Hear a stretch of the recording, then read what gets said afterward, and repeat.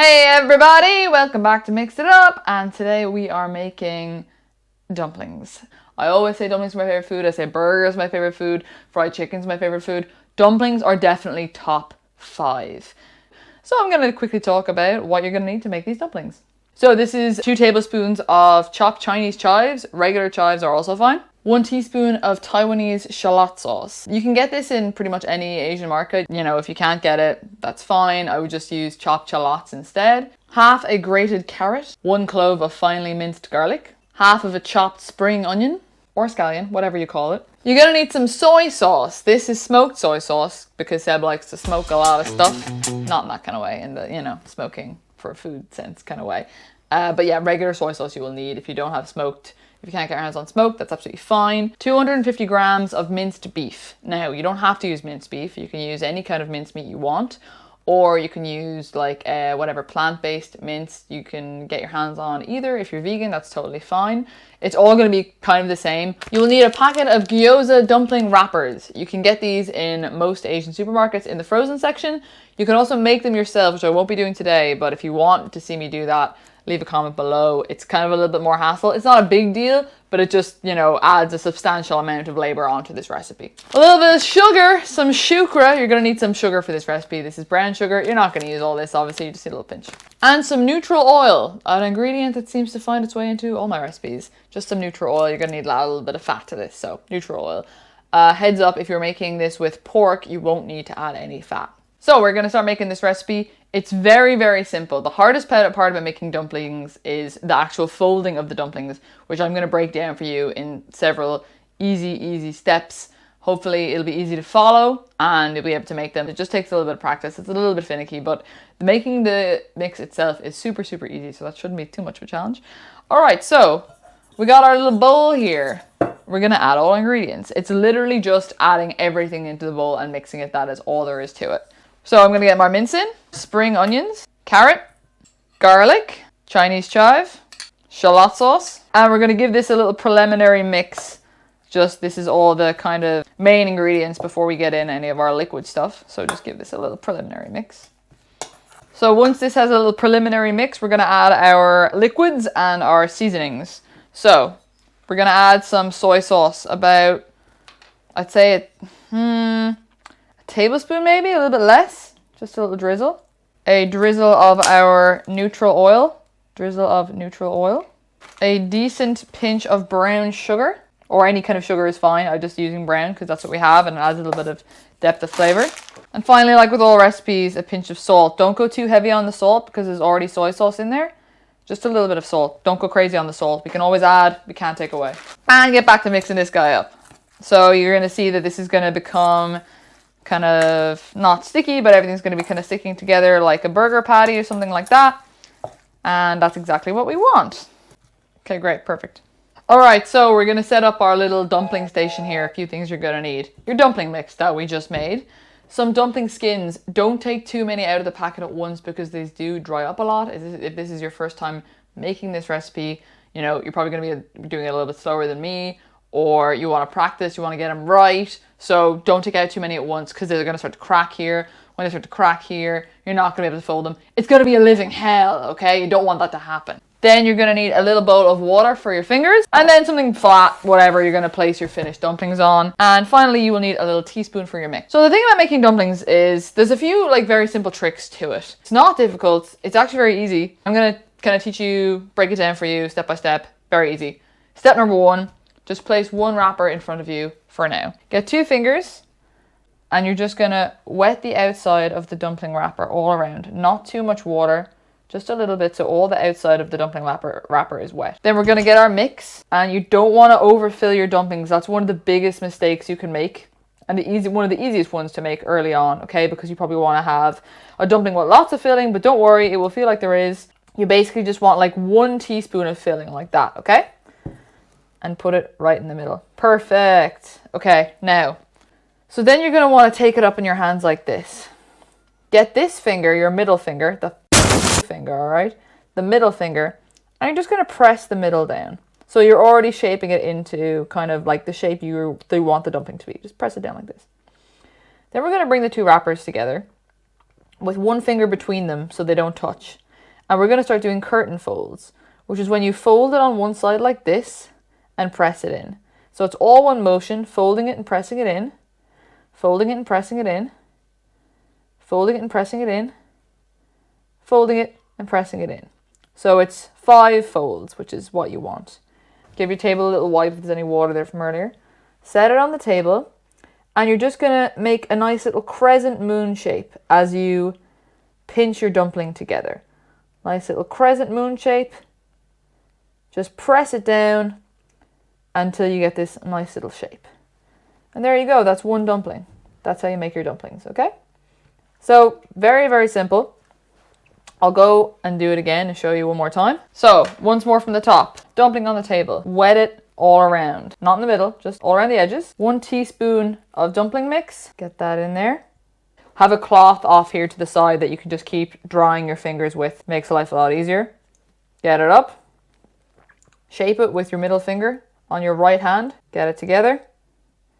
1, 2, 3, 4, 5. Down on the table. Pinch and curve. Boom, that's it. You want to make sure there's no holes in the dumpling, otherwise they're gonna burst when you try and fry them or steam them. You just want to make sure there's no holes, and that's it. Perfect. Bring him over here to his little friend. And that's how you do it, rinse and repeat. So dumplings are a really great thing for many reasons. They're great when you have friends over. It's a great way to get whoever you have over, or your family or your friends or your guests involved with the cooking process. It's a bit of fun. And you can kind of compare dumplings and make lots of different shapes, and it's a bit of crack. I like it a lot. And then also it's great for meal prep. If you're the kind of person who does a lot of meal prep kind of on a Sunday for the rest of the week, dumplings are great. You can make a lot. They freeze really well. You can put them in soups. You can have them for lunch, dinner. They just work really well for lots of different occasions. They're very versatile. And even you could have like 1 or 2 mixes, maybe 3 mixes, and make a lot of flavors. Like just set aside 2 hours for yourself. No, that's a bit much. Set aside an hour for yourself to just make as many dumplings as you can. It's really good meal prep. It's something that I actually do quite a bit. It's very, very easy.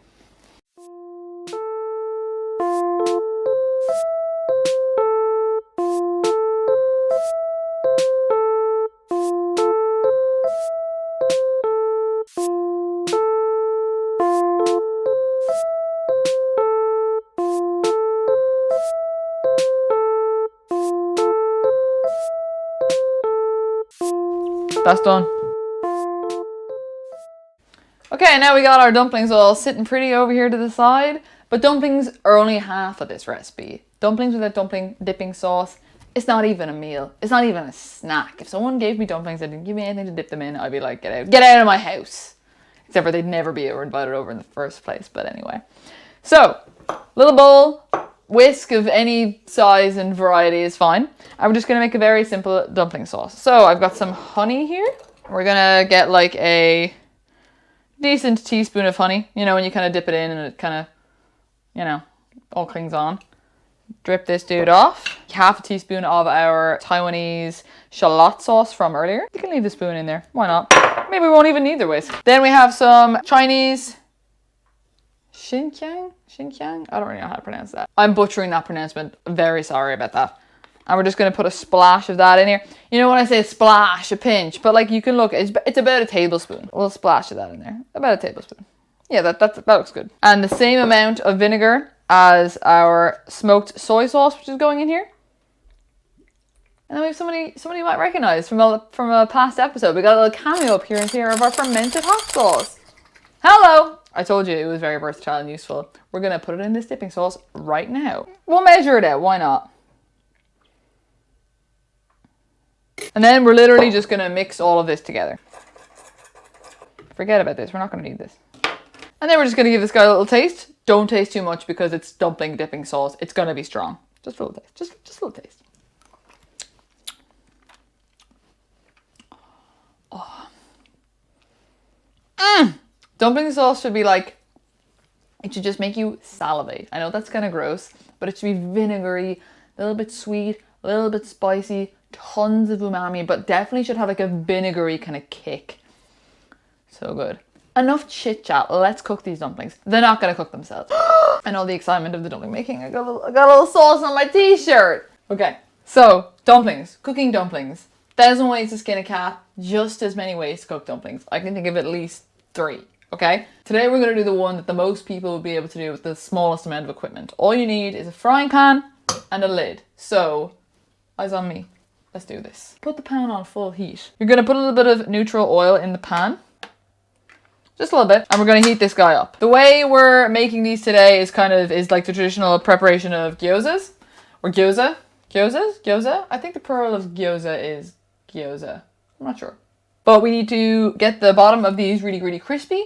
Then we're gonna add a little bit of liquid, cover them, and they're gonna steam while still have like a crispy bottom, which is really, really nice. My preferred way of eating gyoza is steaming them, but I'm not gonna do that today because I feel like a lot of people don't have a steamer basket. If you have a steamer basket, that's the easiest way to cook a lot because you can stack up lots of layers on top of a pot of boiling water. You can cook like 40 at a time, so that's really good if you have people over. If it's just you and a friend, or even if it's just you're on your own, you want some dumplings, this is probably the quickest way and the least amount of kind of wash up and stuff. So this is definitely a good way of doing it. So let's let this guy just get a little bit hot. Another super easy way of making them is boiling them. Now, if it's your kind of first time making dumplings and you're not 100% confident of the structural integrity of your dumplings, then I wouldn't boil them because if there's any gaps, they will burst like really easily. These ones we could boil, but I think this way it looks great, it's pretty easy, and I think it's a nice way to do them. So that's what we're gonna do today. All right, this guy's ripping hot. Let's get these in here. So basically you want the bottom of these guys to get a little bit crispy and colored. So you can see they're already getting kind of crispy at the bottom, which is fantastic. So you want to take them off the heat. This is gonna spatter a little bit, so be careful. You're gonna add in some water. And then you're gonna cover them and get them back on the heat. But you can turn the heat down at this stage, okay? So the beauty of this way of cooking them is they get a lovely crispy bottom and they still kind of a nice steamed on top. I don't really like them when they're deep fried. I don't really like gyoza when they're too crispy. But this way is really nice because it's crispy on the bottom and it's nice and still soft on top. So that's what I really like. So you're gonna get your liquid in here and let them steam for a few minutes until they're cooked. And then we're good to go. So how you're gonna know these guys are done is very, very easy. You just take the lid off. Always take the lid off away from yourself so you don't get a horrible steam burn like I did a few weeks ago. Place your pan over here. And we're just gonna, with a clean finger, give these a little poke. And you can see they're firm. The meat is totally cooked, which means they are cooked through. And now they're good to eat. Generally the way these are served are crispy side up, like this.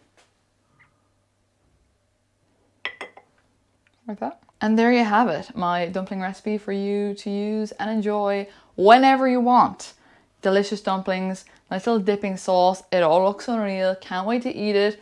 Lunch, dinner, put them in soup, freeze them for bulk cooking, whatever you want to do.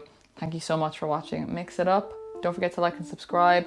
And slide into my DMs on Instagram. I'm at Holly Dalton Chef if you want any advice on any of the videos, cooking tips, tricks, whatever you want. See you next time. Bye.